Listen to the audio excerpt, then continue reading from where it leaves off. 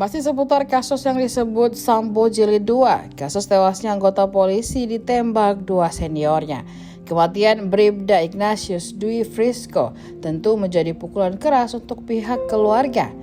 Pihak Mabes Polri menjelaskan bahwa insiden yang terjadi pada Minggu 23 Juli 2023 dini hari itu karena kelalaian rekan korban hingga menyebabkan Bribda Ignatius meninggal karena luka tembak.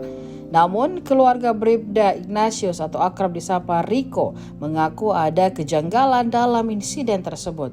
Ayah Bribda Riko, Y. Pandi, lantas mengungkapkan kejanggalan-kejanggalan tersebut. Benarkah pihak polisi sengaja berbohong di awal? Kata Pandi, saat pertama kali dihubungi oleh pihak Mabes Polri, menyebut korban meninggal karena sakit keras. Meski demikian, Pandi tidak diinformasikan soal apa sebenarnya penyakit keras yang diderita sang putra.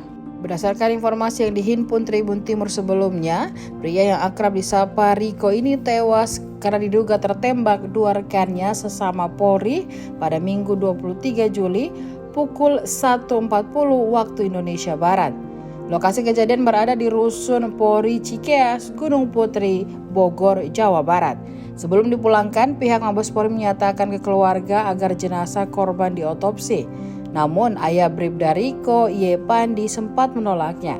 Pasalnya diakui Pandi, ia syok karena melihat kondisi sang putra dalam kondisi tidak bernyawa.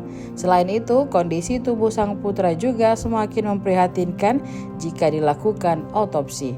Namun, setelah mendengarkan penjelasan pihak Mabes Polri, Pandi dan sang istri akhirnya mengiyakan untuk nantinya dilakukan otopsi.